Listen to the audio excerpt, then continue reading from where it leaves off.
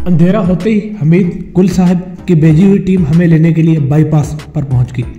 Jennifer हासी दिलेर और सनसनी पसंद लड़की थी। वो हमारे साथ जाने के लिए बजित थी, जबकि शायद कुछ ढीला लग रहा था। मेरी हुआ थी कि जेनिफर और फायजा कब में रहें, मगर दोनों को ही ये मंजूर नहीं था। जेनिफर ने बाकायदा छोटे हथियार चलाने की तरबियत भी ली थी। लड़कियों की हिम्मत और हौसला देखकर शाहिद ने भी कुछ जान पकड़ी, नहीं तो इससे पहले वो अपने कूले का रोना रो रहा था, जिसमें थोड़ी सी हरकत से दर्द होना शुरू हो जाता। रवाना होने से पहले जेनिफर ने हमें बड़े हलूस से यकीन दिलाया कि किसी ज़ाहिरी या खुफिया कैमरे से वो इस ऑपरेशन की किसी किस्म की रिकॉर्डिंग नहीं करेगी। आने वाली टीम 2 प्राइवेट मगर मजबूत बॉडीगार्ड वाले 4 व्हील डबल कैबिन डाला में आई थी। इनकी क़यादत एक नौजवान कर रहा था जिसने अपना नाम हमजा बताया था। वो 8 अफराद गहरे रंग के सादा लिबास में मलबूस थे। इनकी हरकतों से नात में मुतासिर कर देने वाली फुर्ती थी। मैं हमजा के साथ, इसने मुझे बताया कि रखपुर से इंडिया की सरहद सिर्फ 20 किलोमीटर दूर थी। यह सरहदी और हसास इलाका था। रेंजर्स के किसी गश्ती दस्ते से मुलाकात हो जाने का भी कभी इम्कान था। सनसनी हेज लम्हात के सफर ने खून की गर्दिश तेज कर दी थी। हमारा सफर खासी तेज रफ्तारी से जारी था। 2 घंटे से ज्यादा वक्त में हमने मलकवाल को बाईपास कर लिया और रखपुर की तरफ निकल गए। जैसे ही हमने पुख्ता सड़क को छोड़ा, हमजा ने दोनों गाड़ियां रुकवा दी। सब लोग गाड़ियों से बाहर निकले। इन लोगों ने बड़ी चाबुकदस्ती के साथ दोनों गाड़ियों की अकबी नशिस्तों से नीचे खास किस्म के बक्सों में से हथियार निकाल लिए। हमजा ने पूछा, आप लोगों के पास हथियार हैं? मेरे और तारिक के पास पिस्टल थे। जेनिफर के पास भी एक नन्ना मगर मुहलिक पिस्टल था। हमने अपने हथियार शो कर दिए। फायजा और शाहिद ने किसी किस्म का हथियार लेने से इनकार कर दिया। हमजा और इसकी टीम ने खुद को तेजी से मुसल्लह किया, आपस में राब्ते किए। इनके पास शॉर्ट वेव ऑपरेटर्स थे। तारिक और मैंने ये ऑपरेटर्स ले लिए। दोबारा हमारा सफर पुख्ता और फिर कच्चे रास्ते पर शुरू हुआ। हमारे दोनों तरफ कद आदम से ऊंचे गन्ने के खेत थे। इन खेतों में कभी कभार कोई जानवर भी निकल कर रास्ते पर आ जाता है, जिसमें अक्सरियत सूरों की होती। खेत जल्दी पीछे रह गए। अब रेतला और गैराबाद इलाका शुरू हो गया था। जल्दी हमारे सफर को ब्रेक लग गए। रास्ते में एक नहर थी जिसका पुल टूटा हुआ था। ये लकड़ी और मिट्टी से अपनी मदद आप के तहत बनाया जाने वाला पुल था, जो इस वक्त मुकम्मल तौर पर उधरा हुआ था। जेनिफर ने बताया कि चंद दिन पहले वो यहाँ आई थी तो ये पुल सलामत था। पुल की हालत से साफ अंदाजा होता था कि इसे जानबूझकर नाकाबिले इस्तेमाल बनाया गया है। किसी ने आगे जाने का रास्ता रोकने की कामयाब कोशिश की थी और ये चौधरी सलामत और काशिफ के अलावा कौन हो सकता था। इसका मतलब ये था कि उन लोगों को बखूबी अंदाजा हो गया था कि कोई ताकतवर ग्रोह इनके ताक़ुब में लग चुका है। ये उनकी पहली पेशकदमी थी। यकीनन उन्होंने और इंतजाम भी कर रखे होंगे। यही वो वक्त था जब नहर के दोनों किनारों की तरफ से मोटरसाइकिल के ताकतवर इंजन के स्टार्ट होने की आवाज़ सुनी दी। हेडलाइट्स की रोशनी चमकी। फिर एक मोटरसाइकिल बर्क रफ्तारी से मुखालिफ सिमत में चली गई। हमजा ने इस्तरारी अंदाज में कहा, लगता है ये लोग पहले ही से किसी मुमकिन कार्रवाई के खौफ में मुब्तला थे। पुल भी उन्होंने ही तोड़ा है और इनका हरावल दस्ता भी हमारी आमद की इत्तला के साथ भाग निकला है। तारिक बोला, तुम्हारा अंदाजा बिल्कुल दुरुस्त है। माइक्रोफोन और खुफिया कैमरे सामने आने के बाद वो लोग खौफ में मुब्तला हो चुके थे। इनके दिलों में यकीन किसी कानून नाफिज करने वाले इदारे का खौफ जागुज़ी होगा। मैंने बेबसी से हाथ मिले। जेनिफर बोली, मेरे ख्याल में यहाँ पानी ज़्यादा गहरा नहीं है। इसने नहर के पुश्ते से पानी पर नजर डाली। जब मैं आई तो बच्चे मछलियाँ पकड़ रहे थे। आज तो पानी और भी उतरा हुआ है। इस इत्तला ने मायूसी को जोश में बदल दिया। जेनिफर ने निशानदेही की और पहली गाड़ी को नहर में उतार दिया। गाड़ी डगमगाई। इसका इंजन बेहद ताकतवर था। गुर्राया और फिर गाड़ी पानी से निकलकर दूसरे पुश्ते पर चढ़ गई। हम दोबारा तेजी से रवाना हुए। जेनिफर ने बताया, चौधरी सलामत का शिकारी डेरा यहाँ से ज्यादा दूर नहीं है। दोनों गाड़ियां आगे पीछे हचकोले खाती हुई आगे बढ़ रही थी कि हारदार झाड़ियों के झंड के अकब से गाड़ियों पर फायरिंग हुई।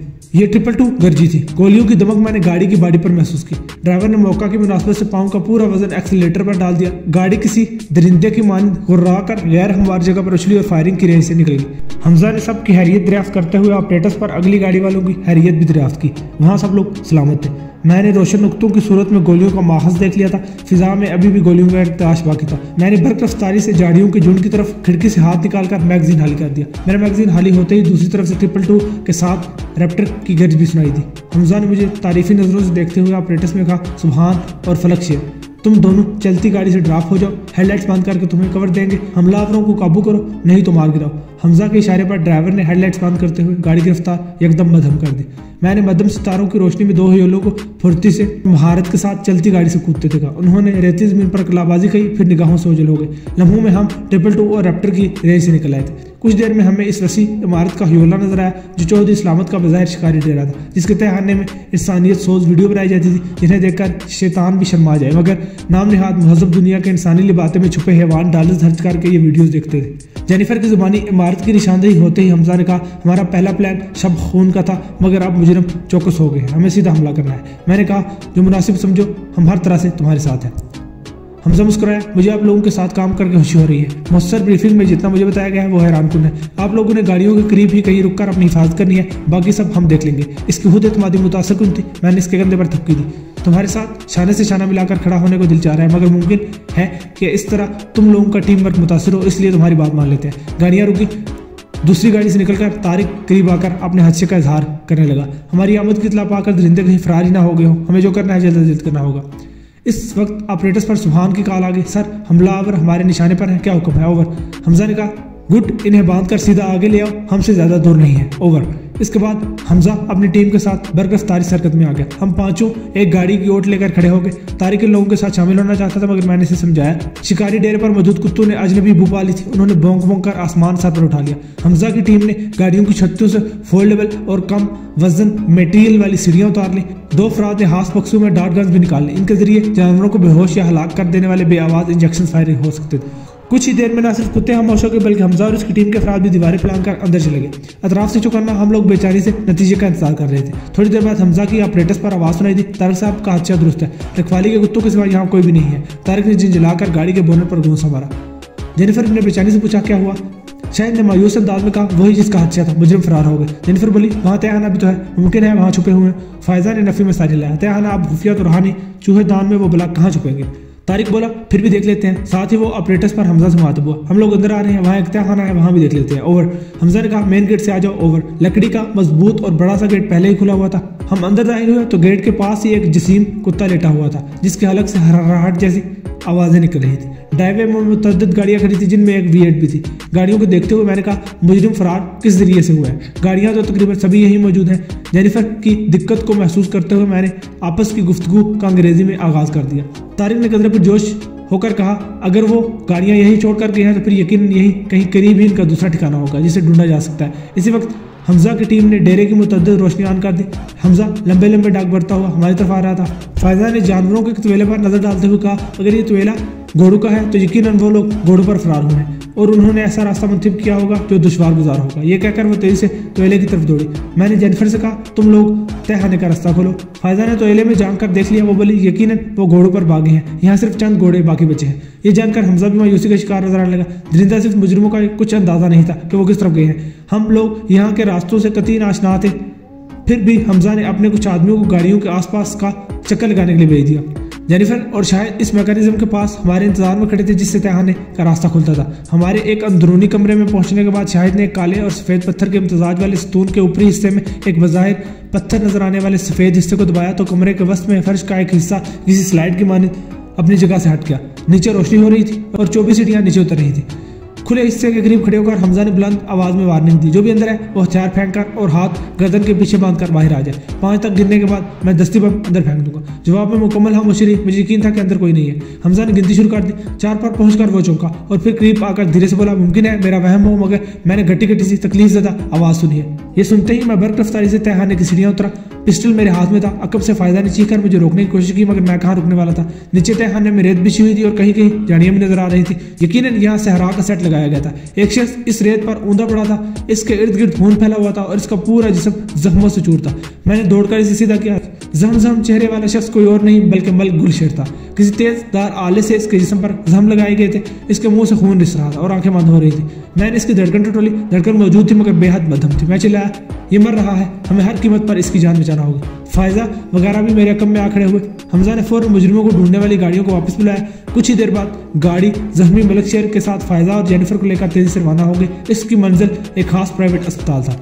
इस दौरान सुभान और इसका साथी इन 2 अफराद को उल्टी हथकड़ियों में जकड़कर हमारे पास पहुंच गए, जिन्होंने आते हुए हम पर फायरिंग की थी। इनके हथियार ही इनके गले में लटके हुए थे और फटकारज़दा चेहरों पर चोटों के ताज़ा निशानात भी थे। इनमें से एक घनी मूंछों, चौड़ी नाक और तनोमंद गर्दन वाले को देखकर तारिक चौंका। इसने पिस्टल की नोक से इसका चेहरा ऊपर उठाया। तुम मन्नान उर्फ माना हैरपुरी ही है ना? इस बंदे का रंग पक हो गया। नहीं साहब, मेरा नाम बशीर पावली है। इसका फिक्रा मुंह में ही रह गया। तारिक का पिस्टल वाला हाथ घुमा और पूरी कुव्वत से इसके जबड़े पर लगा। वो बंदा ज़बा हुए बकरे की तरह डकराने लगा। तारिक ने इस पर नफरत अंगेज निगाह डालते हुए कहा, यह जनूबी पंजाब का मारूफ इश्तिहारी माना है। दर्जनों डकैतियां, अगवा, बराए तावान और आबरू रेजी के मुतअद्दिद मुकदमात में पंजाब पुलिस को मतलूब है। फिर वो दूसरे की तरफ मुतवज्जह हुआ। इसका सर झुक गया था, जैसे वो अपना चेहरा छुपाने की कोशिश कर रहा हो। इसका जिस्म लड़ना शुरू हो गया था। तारिक ने पिस्टल की नोक से इसका चेहरा भी ऊपर किया। तेरा क्या नाम है? बकवास करेगा तो अभी ऊपर भेज दूंगा। इसका लहजा दहला देने वाला था। दूसरे बंदे की टांगे ज्यादा लड़ने लगी। इसे थूक निकल कर कहा, लतीफ अहमद नाम है जी मेरा। ओह, पंजाब का टॉप 10 इश्तिहारी तीफा गोली मार। आज बंदूक सामने देखकर लतीफ अहमद हो गया। तारिक के जहरीले तर्ज ने कई होंठों पर मुस्कुराहट दौड़ा दी। अगले 15 मिनट में तारिक की हालिस दही थानेदारों वाली तफ्तीश से बहुत कुछ सामने आ गया। बहुत से खुद को कानून से बालादस्त सियासतदानों की तरह चौधरी सलामत ने भी अपने मजमूम मकासद की खातिर इश्तिहारी पाल रखे थे। इन दोनों के साथ एक तीसरा भी था जो हमारी इत्तला की आमद के साथ मोटरसाइकिल पर भाग गया था और अब चौधरी सलामत वगैरह के साथ ही निकल गया था। ये दोनों इश्तिहारी नहीं जानते थे कि चौधरी सलामत वगैरह भाग कर किस तरफ गए हैं। इन दोनों कातलों के लिए तारिक के दिल में बेरहमी जगह बना चुकी थी। AFT के मंशूर के मुताबिक फौरी समाअत की भी जरूरत नहीं थी। वो दोनों सिक्काबंद कातिल और इंसानियत के मुजरिम थे। तारिक की हिदायत पर हमजा के जवानों ने डेरे से मवेशी बांधने वाले रस्से लेकर 2 दरख्तों की मजबूत शाहों से बांधकर लटका दिए। 2 अदद आधे कटे हुए ड्रम भी दस्तयाब हो गए थे, जिन्हें इन रस्सों के नीचे ऊंधा करके खड़ा कर दिया गया। इस आर्जी फांसी गार्ड को देखकर दोनों इश्तिहारी, जिनकी बदमाशी और नाम नेहाद दिलेरी के चर्चे थे, मचल मचल कर रोने लगे और अपनी बेगुनाही की दुहाइयां देने लगे। तारिक ने इनसे मुखातिब होकर कहा, मैंने पंजाब के तमाम नामवर इश्तिहारियों की फाइल देखी है। समझ लो, अदालत ने तुम्हारे जुराइम की सजा के तौर पर फांसी की सजा दी है। फौरी फैसला और फौरी अमल दरामद भी तुम्हारे लिए आसान सजा है। वैसे भी तुम दोनों हमारे किसी काम तो आओगे नहीं। तारिक के इशारे पर इन्हें फांसी गार्ड की तरफ घसीटा गया तो वो बुरी तरह मचलने और दाढ़े मार मार कर रोने लगे। इनकी मज़ाहमत देखते हुए इनके पाँव भी आपस में मिलाकर मजबूती से बांध दिए गए। तीफा गोली मार ने घिघियाई आवाज में कहा, साहिब मैं एक बंदे को जानता हूँ जिस पर मुझे पूरा यकीन है कि वो जानता है कि चौधरी साहब और इनके दोस्त कहाँ हैं।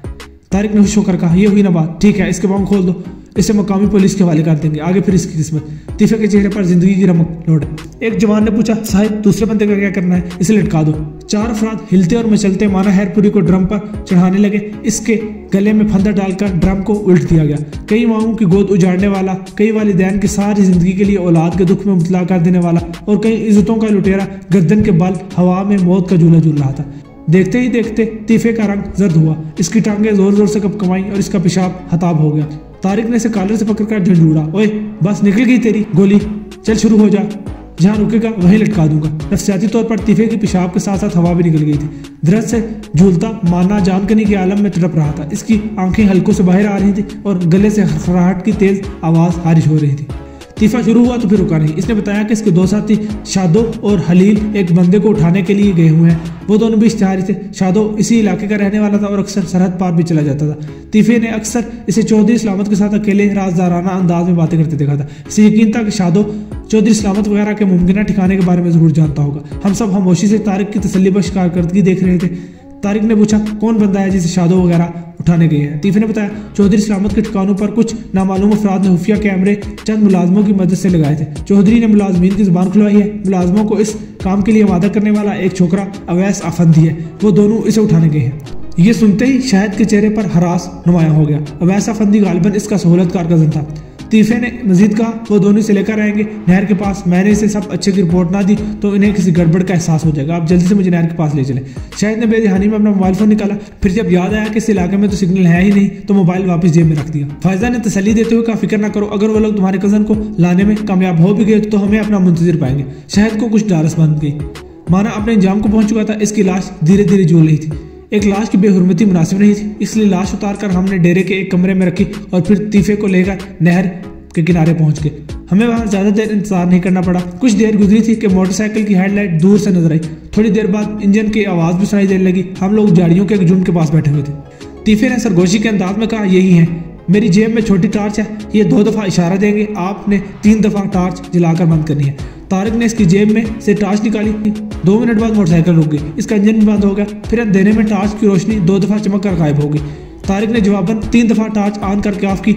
नहर के दूसरे किनारे पर मोटरसाइकिल का इंजन दोबारा स्टार्ट हो गया। हमजा की टीम आने वालों को छापने के लिए पूरी तरह तैयार। मोटरसाइकिल नहर पार करके रफ्तार रफ्तार करीब आ रही थी। फिर जैसे ही मोटरसाइकिल वाले रेंज में आए, फिजा में चंद ललकारे उभरे और फिर मोटरसाइकिल सवार कई राइफलों की ज़द में थे। शादो और खलील ने एक दुबले पतले से नौजवान को दरमियान में बिठा रखा था। यकीनन यही शायद अफंदी का कजन अवैस अफंदी था। तारिक तेजी से मोटरसाइकिल सवारों की तरफ लपका। अचानक मैंने महसूस किया कि तीफा हमारे दरमियान नहीं है। मोटरसाइकिल की लहराती हेडलाइट्स की रोशनी में वो नजर आया। बंदे हाथों के बावजूद वो सर पर दौड़ रहा था। वो सर कंडू के एक लामतनाही सिलसिले के करीब था। वो इन सरकंडों में दाखिल हो जाता तो फिर इसका हाथ आना शायद नामुमकिन होता। ये फैसले का लम्हा था। मैंने फैसले पर पहुंचने में ताहिर नहीं की। मेरे हाथ में दबे पिस्टल ने यके बाद दीगरे 2 शोले उगले और तीफा लहरा कर सरकंडों के दरमियान गिरा। गर्दन से थोड़ा नीचे लगने वाली गोली यकीनन इसके सीने से आर पार हो गई थी। मुंह से कम और हथियार की जुबान से ज्यादा बात करने वाला तीफा गोली मार भी अपने अंजाम को पहुंच चुका था। तारिक ने करीब आकर मेरी पीठ थपकी, तुमने दुरुस्त फैसला किया। दूसरी तरफ शाहिद ने अपने कजन को बाजू में लिया जो थर थर कांपे जा रहा था। कुछ देर बाद हम 2 नए इश्तिहारियों और तीफे की लाश के साथ डेरे पर पहुंच गए। तीफे की लाश को भी माने की लाश के पास रख दिया गया। दोनों नए इश्तिहारियों के लिए यह मंजर बड़ा रूह फरसा था। वो दोनों तारिक के लिए अजनबी थे। गालिबन वो अभी ज्यादा मारूफ नहीं हुए। इन दोनों के भी हाथ उल्टी हथकड़ियों में जकड़ दिए गए। तारिक ने जब अपना पिस्टल एक की पेशानी पर रखकर नाम पूछा तो इसकी गिग्गी बंद गई। कौन कौन से केसेस हैं तुम पर? तारिक के लहजे और 2 साथियों की लाशों ने इन नए इश्तिहारों पर जादू सा कर दिया था। हलील ने फर केसेस बताया, साथ ही दुहाई भी दी कि ये सब झूठे केसेस है। इस मौके पर शाहिद के कजन ने नफरत भरे अंदाज और तेज लहजे में कहा, मुझे घर से घसीटते हुए तो बड़े तीसमार खान बने हुए थे। बड़े फख्र से बता रहे थे कि मैंने अपने मुखालिफिन को कैसे बंद कमरे में आग लगाई थी। हलील का साथ झुक गया। तारिक ने इसकी पेशानी पर पिस्टल का दबाव बढ़ाया, तुझे छोड़ा जा सकता है अगर तू बता दे कि चौधरी सलामत और दीगर कुत्ते यहाँ से भाग कर कहाँ गए। हलील ने कपाते हुए कहा, मैं नहीं जानता साहब। तारिक ने होंठ बीचते हुए ट्रिगर दबा दिया। पेशानी पर सुर्ख दाग लेकर हलील उल्ट कर गिरा। दूसरा इश्तिहारी जो यकीनन शादो था, इसने चीखना शुरू कर दिया। तारिक ने इसकी पेशानी पर पिस्टल रखा तो वो पल भर के लिए बुत में तब्दील हो गया। तारिक ने मुजरिमों के लिए मखसूस अपने लहजे में कहा, वही सवाल तुझसे है, बता कहाँ मिलेगा चौधरी। शादो ने सर इधर उधर मारते हुए नाल से बचने की कोशिश करते हुए कहा, बताता हूँ, मुझे न मारो। तारिक ने पिस्टल हटा लिया, जल्दी बता, वक्त नहीं है ज्यादा। तेरी जुबान ने झूठ का बल खाया तो जिंदा नहीं रहेगा। शादो जल्दी से बोला, चौधरी और दूसरे लोग यहाँ से भागकर जरूर हजरत गायब साईं के आस्थाने पर गए होंगे। इन लोगों का प्रोग्राम था कि कानून अगर इनके पीछे लग गया तो वो इंडिया निकल जाएंगे। इस इंकशाफ ने हम सबको मुस्तरिब कर दिया। अगर वो लोग किसी तरह पाकिस्तान से निकल जाते तो इनका हाथ आना नामुमकिन था। चौधरी सलामत MP होने के बावजूद इस खुद साता खौफ में मुबतला हो चुका था कि जरूर खुफिया एजेंसियां इसके ताकुब में है। इस खौफ की इब्तिदा माइक्रोफोन्स और खुफिया कैमरों के मंजर आम पर आने से हुई थी। ये खौफ हमारे लिए साजगार था।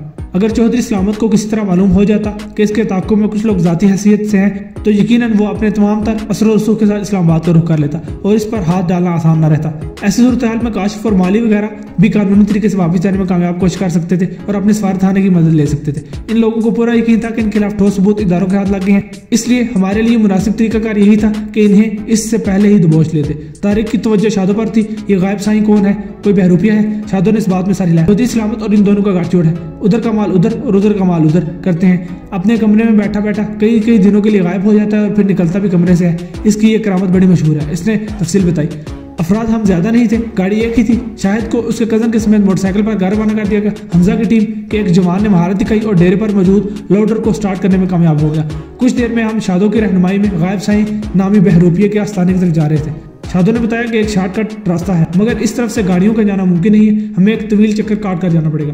चौधरी सलामत वगैरह ने घोड़ों के जरिए यकीनन इसी शॉर्टकट रास्ते का इस्तेमाल किया था। रास्ते में आखिरकार रेंजर्स के गश्ती दस्ते से सामना हो ही गया। हमजा वगैरह अपनी शनाख्त जाहिर नहीं कर सकते थे। इस मौके पर तारिक सामने आया और रेंजर्स को मुतमईन करने में कामयाब रहा कि वो लोग इश्तिहारियों के खिलाफ एक ऑपरेशन में मसरूफ है और ये खुफिया ऑपरेशन है। 1 घंटे के लगभग हम गायब साईं के आस्थाने पर पहुंच गए। शादो से जो मालूमात हासिल हुई थी इसके मुताबिक थोड़ी दूर एक ऊंचे रेतले टीले पर साईं का आस्थाना था। एक जगह रेत पर हमें मुतअद्दिद जानवरों के पाँव के निशानात नजर आए। इन्हें देखते हुए हमजा ने कहा, मैं यकीन से कह सकता हूँ कि ये निशानात घोड़ों के पैरों के हैं। जिस टार्च की मुस्तसी रोशनी में ये निशान नजर आए थे उसी टार्च को इसने इधर उधर घुमाया। निशान वाजे थे और एक महसूस में जा रहे थे। शादो ने इन निशानात को देखते हुए कहा, इनका रुख आस्थाने की तरफ है और निशान भी बिल्कुल ज्यादा है। गाड़ियां हमने सहराई झाड़ियों नुमा दरख्तों के एक झुंड के अकब में पहले ही रोक दी थी और अब आगे का लाया अमल तय कर रहे थे। शादो से आस्थाने के मतलब मजीद मालूमात लेकर हमने इसके हाथ पाँव बांधने के बाद मुंह में कपड़ा ठोंस कर बंद कर दिया और एक गाड़ी की अकबे निश्चित पर डाल दिया। मैं, तारिक और हमजा यकजा हो गए। हमजा बोला, ये गायब साईं का गायब हो जाना मुझे परेशान कर रहा है। सरहदी इलाकों में खुफिया सुरंगें आम सी बात है। मुझे डर है कि आमदरफ्त के लिए साईं भी कोई ऐसी सुरंग तो नहीं बनाकर इस्तेमाल कर रहा। ये सुरंग वो मुजरिम भी इस्तेमाल करते हैं और मुमकिन है इस्तेमाल कर चुके हो। इसका तजिया खासा परेशान कौन और हकीकत के करीब था। तारिक ने बेचैन होकर कहा, तो फिर हमें वक्त ज़ाया नहीं करना चाहिए, आस्थाने पर हला बोल देते हैं। हमजा ने कहा, ये और खतरनाक है। फायरिंग होते ही रेंजर्स के दस्ते यहाँ पहुंच जाएंगे और हमें अपनी शनाख्त हर कीमत पर छुपाने का हुक्म है। मैंने कहा, रेंजर्स वाले को पहले की तरह तारिक देख लेगा, इसमें क्या परेशानी है? तारिक बोला, परेशानी हो सकती है, वो निचले दर्जे के एहलकार थे, मुझे सर्विस कार्ड भी नहीं दिखाना पड़ा। कोई ऑफिसर आ गया तो ना सिर्फ मुझे कार्ड दिखाना पड़ेगा बल्कि वो लोग डिवीजन हेडक्वार्टर रिपोर्ट भी कर सकते हैं। हम लोग एक्सपोज हो गए तो हमारे मकासद अधूरे रह जाएंगे बल्कि उल्टा आंते गले पड़ जाएंगे। मैंने झंझला कर कहा, तो फिर क्या किया जाए? वक्त रेत के मान हमारी मुट्ठी से फिसल रहा है। हमजा ने कहा, खामोश हमला। हमारे पास डॉट गन्स है, 4 अफराद आगे बढ़ते हैं, बाकी टीले को दूर से घेर लेंगे। थोड़ी देर में छापामार टीम तैयार थी। इस दफा बेयाद इसरार पर हमजा को तारिक और मुझे शामिल करना पड़ा। चौथा हमजा का नायब असफंद यार था। बाकी अफराद ने टीले के चारों तरफ पोजीशन ले ली। एक ऊंचे टीले पर ऑब्जर्वेशन यूनिट भी कायम हो चुका था। वहां तैनात जवान ने रात के अंधेरे में देखने वाली दूरबीन की मदद से हमारी रहनुमाई करनी थी। डॉटगन्स हमजा और असफंद यार के पास थे। इसके अलावा छोटी नाल की मखसूस राइफलें भी थी। मेरे और तारिक के पास अपने अपने पिस्टल्स के अलावा हमजा के मुहैया किए हुए खास किस्म के हंजर भी थे, जिन्हें डोरियों की मदद से हमने पिंडलियों में बांध लिया था। तारीकी में हमारा सफर शुरू हो गया। टीले के करीब पहुंचकर हम क्रॉलिंग करते हुए आगे बढ़ने लगे। जल्द ही ऑब्जर्वेशन पोस्ट वाले जवान ने हमें देख लिया। हम लोगों ने अपने ऑपरेटर्स की आवाज़ बेहद आहिस्ता कर दी। ऑब्जर्वेशन पोस्ट से हम मुसलसल राब्ते में थे। हमारी सीमत मुतय्यन होते ही पोस्ट वाले ने बताया कि थोड़ी बुलंदी पर झाड़ियों के एक झुंड के पीछे 2 अफराद मौजूद हैं जो सिगरेट पी रहे हैं और इनके पास हथियार भी नजर आ रहे हैं। हमने हर मुमकिन एहतियात के साथ झाड़ियों के झुंड की तरफ बढ़ना शुरू कर दिया। हमजा ने पोस्ट वाले से पूछा, दोनों अलर्ट हैं या इजी पोजीशन में? ओवर। पोस्ट वाले ने कहा, आराम से राइफल गोद में रखे बैठे हैं। ओवर। हमजा ने कहा, इनकी पोजीशन में फर्क है तो फौरन बताना। ओवर। Okay sir. हम थोड़ा सा और आगे बढ़े तो झाड़ियों का झुंड हमें भी नजर आ गया। इसके अक्कर में जुगनों से चमके हवा का रुख हमारी तरफ था। मैंने चर्च की बू महसूस की, लेकिन वह दोनों चर्च वाले सिगरेट पी रहे थे। मुझे और तारिक को कवर देने का कहकर हमजा और असफंद मुख्तलिफ सिमतों से झाड़ियों की तरफ बढ़े। थोड़ा सा आगे जाकर दोनों ने कलावा काटा। फिर चंद लम्हों के वक्फे से मैंने दोनों को रेत पर लेटे लेटे डाट कान सीधी करते देखा। अपने अपने शिकार का उन्होंने तयन कर लिया था। झिंगरों के शोर में मामूली सी ससराहट सुनाई दी। मैंने तेज सिसकारी भी सुनी। हमजा ने रास्ता साफ होने का सिग्नल दिया और हम दोबारा आगे बढ़ने लगे। रफ्तार रफ्तार हम टीले की बुलंदी सतह पर पहुंच गए। एक झाड़ी नुमा दरख्त की बुलंदी पर गेरवे रंग का झंडा लगा हुआ था। इस झाड़ी नुमा दरख्त की कांटेदार टहनियों पर सैकड़ों मुख्तलिफ रंगों के कपड़े की दर्जियां भी बंधी हुई थी, जो अकीदतमंदों ने इस डोंगी के आस्थाने पर अपनी मन्नतों मुरादों के लिए बांधी थी। एक तरफ खजूर के स्तूनों और कच्ची ईंटों पर एक बरामदा खड़ा किया गया था, जिसके आगे इस वक्त बसीदा सा तरपाल गिरा हुआ था। इसके पास जमीन पर दर्जनों पानी के मटके पड़े हुए थे। इस कच्चे बरामदे से कुछ फासले पर 2 कमरे पुख्ता बने हुए थे। इनमें से एक कमरे पर शीशे के टुकड़ों से मीनाकारी की गई थी। ये शीशे सितारों की रोशनी में जलमला रहे थे।